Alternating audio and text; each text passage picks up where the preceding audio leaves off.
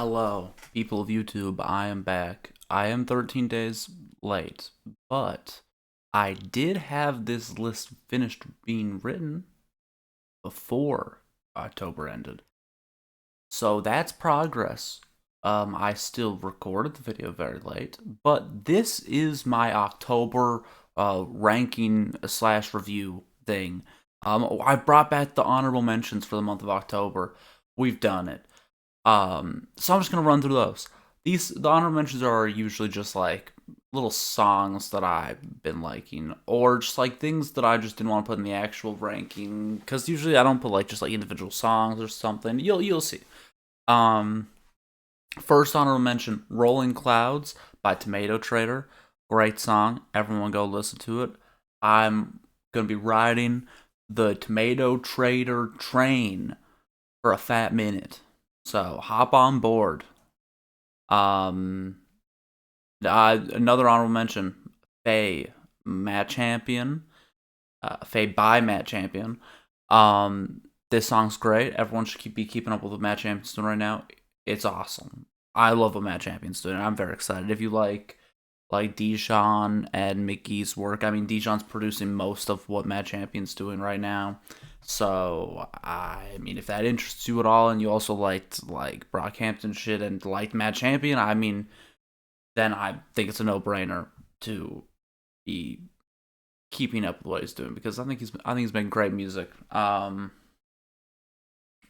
honorable mention: "Perfect Stranger" by FK Twigs. I am very excited for this album. I'm so excited for you, Sexual. I think a new song is coming out tomorrow. Um, and I'm very, very, very excited. Another honorable mention: "Blue Lips" by Schoolboy Q. Now, this is an album, and you might be confused why it's an honorable mention. Well, I had this one in, I think, my March video when it came out. But I was re-listening to it and loving it a lot. So I thought I'd bring that up because I don't think I had very strong feelings about it when I first listened to it, but I really like it now. So that's exciting. And another honorable mention: this is the final honorable mention. "All These Years" by Please Be Nice. I recommend listening to this song. This is a great song. I'm gonna be honest. I have to be fully honest and transparent while I'm doing this. My commentary might not be that detailed on some things because it's been a hot minute since I've interacted with some of these things because I'm recording this video late and I don't write notes. I have these notes that are no spoilers, but it's just the names of everything, and I'm just trying to go right off the top of my head. I didn't even think before I did this, so I don't know what I'm gonna say about anything. But everyone should check out Please Be Nice.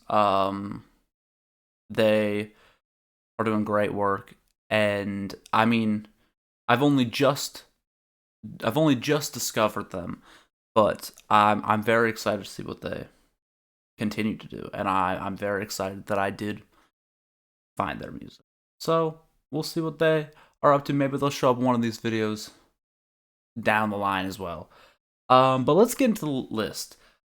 Now, I don't want to do this. I really don't want to do this. This is about to get really depressing for a second, okay, guys? You need to hold strong with me here, okay? And number 11, which is last in the month of October, is the New York Jets. I'm a New York Jets fan, and it is a travesty. And actually, the craziest part, I mean, I guess this is also spoilers for November.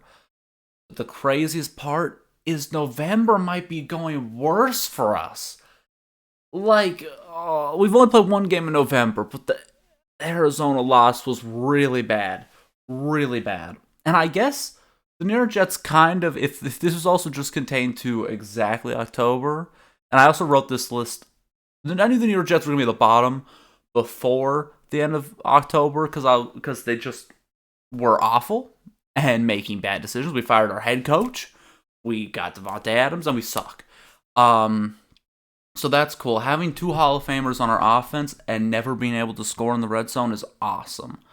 That's really cool. It's impressive that we can manage to do that, you know? like Drake May is out here scoring more touchdowns than us, I'm pretty sure. I don't know what Drake May's season stat line is, but if you told me Drake May in however many games he's played, which is like what, 4, has more touchdowns than Aaron Rodgers, I would not be surprised. I actually have zero idea. Let's do a live reaction. Let's do a live reaction to whether or not Drake May has more touchdowns. Let's bring up Drake May's stats. Also, I am actually very happy about Drake May. This is a complete side tangent. I'm a bad Jets fan, but it's also like, I don't know, it's okay if the other teams in the division aren't good because we're not going to be, so I don't really care. But I had very high hopes for Drake May. I thought Drake May was like my favorite out of the top 3 quarterbacks. Like Drake May, well, not necessarily my favorite, but he was kind of the one where I felt like he was going under the radar, like he was being overshadowed by Jaden Daniels and Caleb Williams, and then also like he was just kind of lumped with the top guys, but I felt like he was not being talked about like one of the top guys. Like, he was drafted 3rd, but I did not feel like he was necessarily being talked about it like that. And to see him be making some crazy plays is very nice, because I had a good feeling about him. I was like, I think give him some time to develop, and he's gonna be crazy. Honestly, he's performing better already than I thought he would. He definitely looks like he is the most, like, explosive out of the court. I mean, ignoring Jaden Daniels, to be honest. Ignoring Jaden Daniels, Drake May feels like he has just that, like, that big play potential, and it feels like it's translating to the NFL already. Like, it feels like he can, like, I mean, he, like, that one play he had, which really hurt me in fantasy, Drake May, I'm not gonna, well, actually, I lost that week by a lot. But, I'm just gonna say that, like, Drake May, that play you made with Ramondre Stevenson at the end of the Titans game to go into overtime, where he's, like, running around and just somehow find Stevenson in the end zone after running for 5 hours. Like, that play was crazy, and that was why, like, stuff like that was why I had a good feeling about Drake May, if that could translate. And it looks like it is already, and I did not think it would already. I thought that was kind of like, give him a few years, and he might, like, I think he was kind of like a Josh Allen type of trajectory, and I think he still is kind of on that route. Like, I think that he's going to, I don't think he's gonna be like a CJ Stroud, where it's like right away everyone's like, oh, this is gonna be one of the next best quarterbacks or something like that. But I think he will gradually just kind of build his way up till all of a sudden it's like, oh wow, Drake May is insane. Like, Drake May is insanely good. But this is not about Drake May. I forgot that I was looking this up. Okay, let me find their stats. Who has more touchdowns this year? Okay, Aaron Rodgers has 15. Drake May has 7, thank God. Wait, oh yeah, 7. Okay, we're chilling. Oh, wait, does that include rushing touchdowns, though? I don't think it does. How many rushing touchdowns does he have? Wait, let me see. That's just his passing touchdowns. Because I know for a fact, I don't even need to double check. I know for a fact Aaron Rodgers don't got a rushing touchdown. I can guarantee that. But Drake May definitely does. Oh, boy. He's got... Oh, wait, where am I looking? I am lost right now. Okay, I think he only has... What is this way of viewing this? I'm so confused. Okay, he only has 1 rushing touchdown. We're good. Drake May has 8 touchdowns. And Aaron Rodgers has 15. Let's go. Okay, we stay winning. Jets, Jets. But yeah, no, we're hot garbage. We suck. We're awful, and it's depressing. It really is. It saddens me every week. I need to do some self-reflection and figure out exactly why I continue to be a Jets fan, because they're just nothing. There's nothing that is ever going to make me happy as a Jets fan. But maybe I'm just crazy, and maybe I like that. Maybe I like that I'll never be happy with them. Maybe I like that. I don't know. But that's enough about the Jets. Fuck the Jets. They don't deserve my time, even though they already got a decent bit of it. But they don't deserve it. But at number 10, we got May It Never Falter by Glaive. This is the new Glaive album. I've never really been much of a Glaive fan. Well, I actually just have not been a Glaive fan whatsoever. But this album has some songs I like. I was most interested in listening to it just because I found it very interesting, all the weird little like drama around between like him and Quedeca. It was like a very interesting drama of just like people saying that he was like copying Quedeca with the visuals, but then and then it was like it maybe was probably influenced by it for sure. It seemed like it was influenced by it 100%. But then also he like lied about not knowing who he was, even though he had messed. It was like a whole weird situation, but it got me intrigued because I was like, I would like to see, even if Glaive is just trying to rip off like I didn't mean to haunt you, I would like to see that. So I took a nice little listen. Luckily for me, it's like 2 seconds long, and I think it's the most I've enjoyed Glaive music, but I don't really like Glaive, so that says a lot. Um, and yeah, it's fine. It's a perfectly fine album. There's some songs I like, some songs I don't like. Every Dog Has Its Day is the only song that I've kept listening to from the album. That's the only song I have listened to more than once, I think. It's Every Dog Has Its Day, day. Goes crazy. I like that song. Number 9, Joker Folie à Deux. I think this is very low on the list, but it's not that bad of a month, to be honest. The New York Jets are the only thing that I disliked this month, which is awesome. That's exactly how I want it to be. This movie, I do think that me and my friend Ethan, because we saw it together, I think we definitely like it a lot more than than what the general kind of public opinion has become about that movie. I mean, I think it's very like the crazy thing is I had so many good thoughts about this album, like in the beginning of October. It's been so long since then. I don't have those thoughts anymore. Like I just don't have them in my head. Oh wait, I wrote them down a little bit. Okay, I wrote someone walking out of the theater saying, "What's the point of it if he's not Joker?" I think that is the point. From Nando. Okay, those are my notes. Um, I think there's a YouTuber named Nando V Movies. Makes a lot of YouTube videos around like comic book stuff and comic movies. Love Nando. Nando's like one of my favorite YouTubers. He's a delight. And I remember thinking, yeah, this is an interesting kind of thought because, like, kind of the whole point of the movie is just like taking ways that people reacted to the first movie, and it's just kind of confronting lots of those, and comes away with this kind of really. It does feel like it takes the character, and it took the character in a direction that I enjoyed. I did enjoy the direction that the character went. I do think the movie is like a little shaky in terms of like its consistency. I wish it did more. Like I wish the story went more places. I do think that restricting it so much to just the prison cell, I mean, that's even fine, but I do wish that it had a lot more of those like grand musical scenes. I think that makes me really like the movie. Cause like when they did do like more grand musical scenes, I was so in it. There was a giant smile on my face. I was locked in. And I also enjoyed the general themes and the general concept of it as a sequel. And I just think the execution is a little hit or miss. But I still generally like the movie. Like, I'm not the biggest fan of the movie, but I do like it, and I do like it about on the same level as the original Joker. I like and dislike them both for different reasons. Like some of the problems I have with the sequel are a lot in just the structure of its story. The first one I don't really have that problem with it at all, but I do have a problem with how simple and straightforward its themes and its portrayal of those themes are. And I do not really have that problem with the second one. I think the themes are interesting, and I think the portrayal of them, for the most part, is pretty interesting.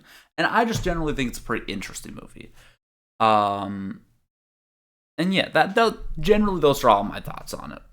What else is in October? Number 8, Magpie by Peach Pit. Shout out Peach Pit. Shout out Vancouver.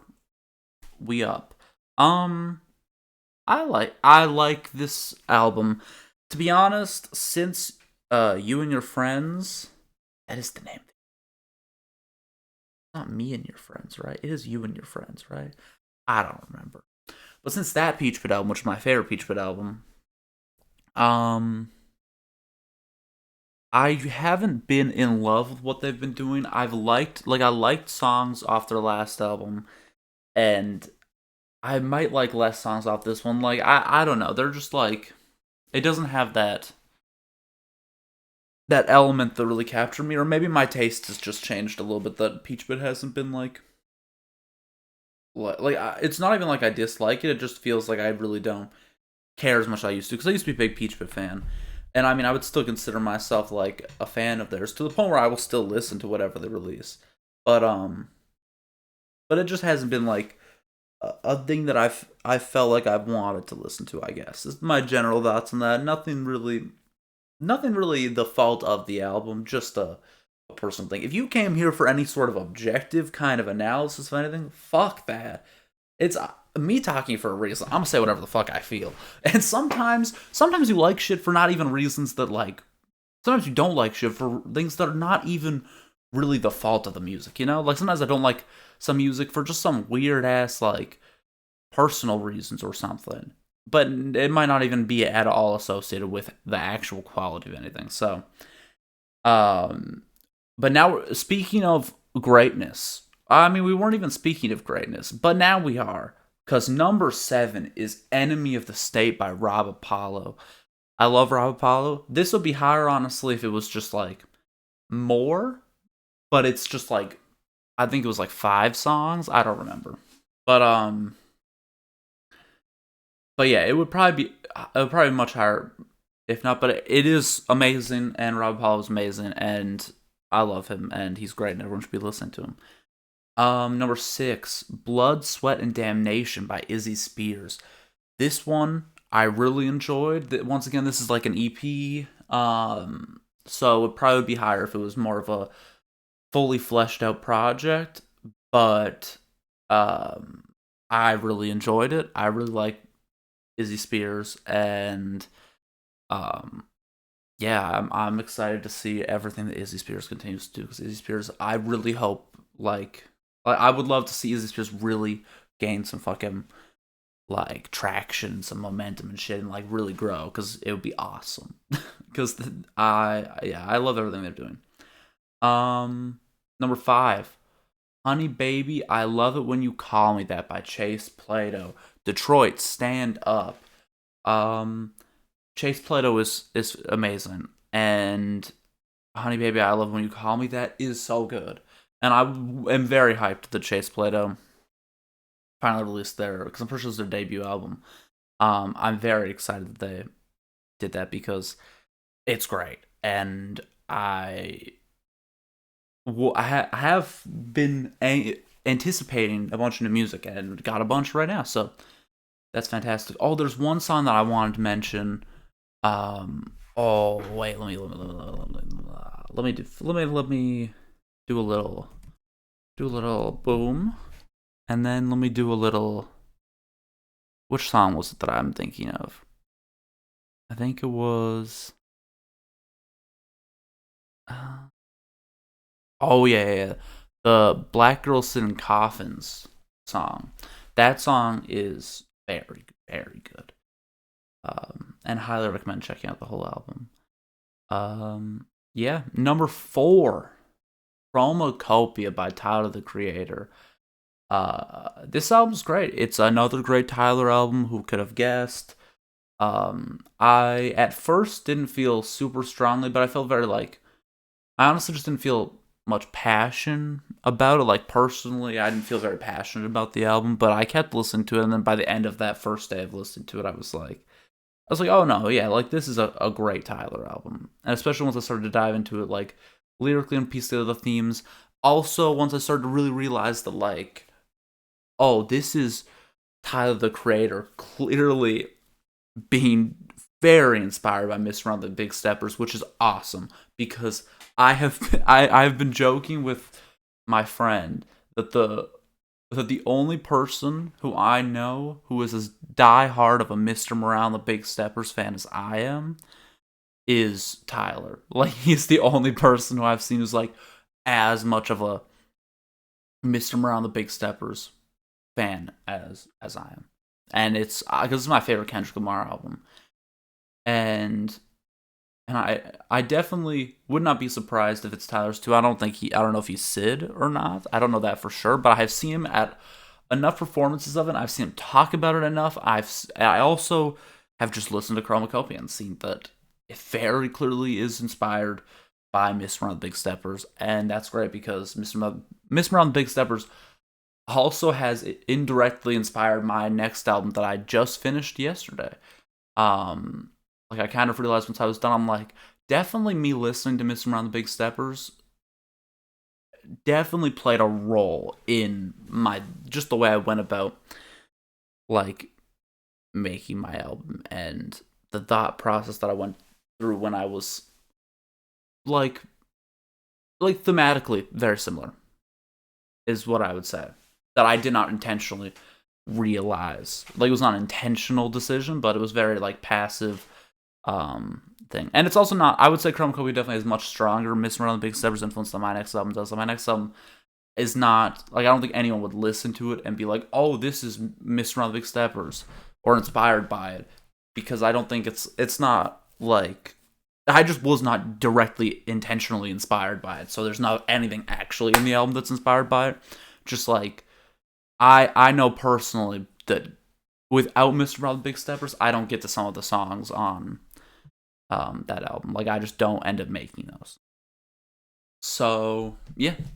Number 3, football as a whole. The football started to really, the football season's been crazy. It's gotten depressing lately. I can't lie. The New York Jets have made it depressing. But if I take my New York Jets bias out of the way, and especially because actually right now November's not going as well for football in terms of my own personal enjoyment because my fantasy team is so garbage. Well, not really. I was in first place for like the entire month of October, and that's why it was awesome. Watching football was so sick because I just kept winning and I kept getting lucky, and it just felt like I was unstoppable. Now, not so much. But that's for November. That's for the November video. But yeah, the month of October for football was great.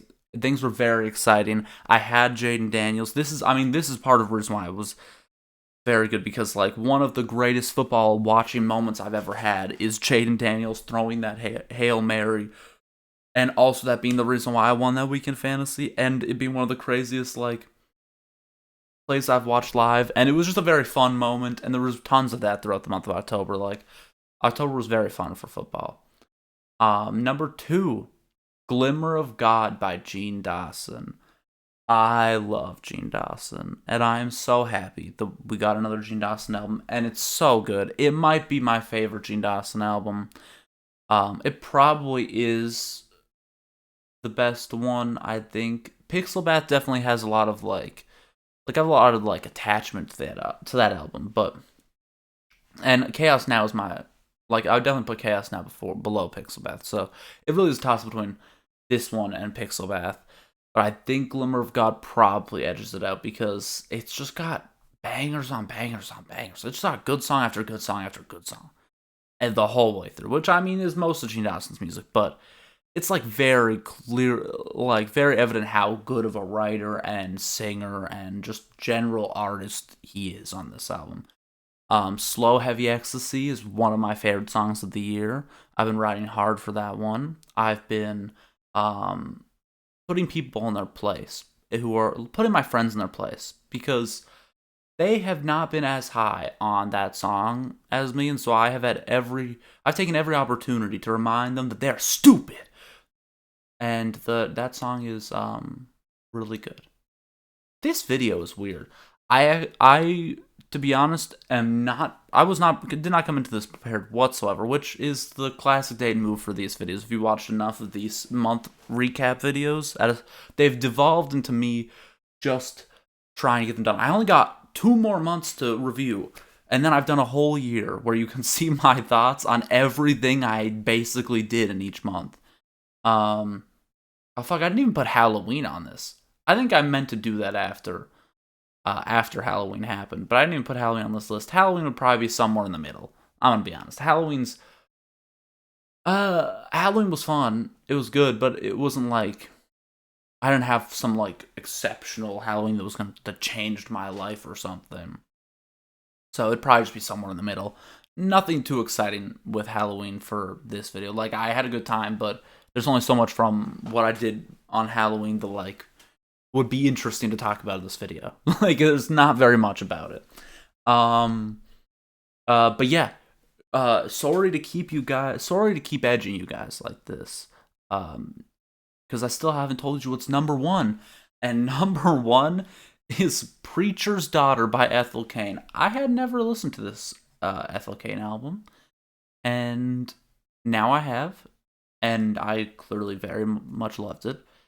And it was perfect time for me to get into some Ethel Cain because we got a new Ethel Cain album coming out in January, I'm pretty sure. So FKA Twigs and Ethel Cain in January is going to be great. I can't lie. That will be a good time. I'm very excited about that. But yeah, was my October. October was a good month. I've been like it was a solid month. You know, it definitely felt a little more like isolating, getting to that kind of like fall kind of isolating feeling. But I will say, November, I've been turning that shit up a little bit. I think part of it is because I'm finishing my album and I'm just going all in now on getting everything done for that. So I just have lots of things that I'm very excited about doing. So November's been pretty sick for that. But October was pretty good. I think it was definitely a little more of a down month from September. Just I was feeling a little conflicted on some things, feeling a little like just I don't know, like not 100% sure of things. I also felt like I was garbage at doing everything in October. Like, October was not a month where I was like, oh, I'm the shit. But I think that's coming back a little bit. The confidence is definitely back up. I'm feeling much better now than I was in October. Like, November is definitely feeling significantly better. So yeah, I'm excited to talk about November 1. I'll try my best to have that one up to date. Hopefully, eventually, if anyone has watched the 9 Inch Nails video, which is quite a few people now because those were 5,000 views, and I have been saying since then that we would do another reaction to more 9 Inch Nails, and we never have. But we did talk about that last night, me and Ethan. So if you are still waiting for other 9 Inch Nails reaction videos, they will hopefully be coming. We'll try. I'm honestly, whenever we film it, I'm gonna just try to get us to do 2. Like, just because there's like 2 9 Inch Nails albums that most people were recommending, and so I think we'll just try to do those 2, just at the same time, and then that way we just get it out of the way, and I'll edit those and post that so that we don't do one and then take another year to do another one. But yeah, thanks for hanging out. Thanks for being here. I love you. And I hope November's been enjoyable. Let me know what you were up to in October or whatever. Yeah, and I'll see you later. Maybe there'll be more videos in the future. I have been planning out interesting ideas for potential places to take this YouTube channel. But who knows? I'm just kind of doing shit what I want to because I have the full freedom of no one really caring that much about what I'm doing that I can kind of just do whatever. So I'm just going to take advantage of that and just do whatever interests me. And I hope you're doing the same.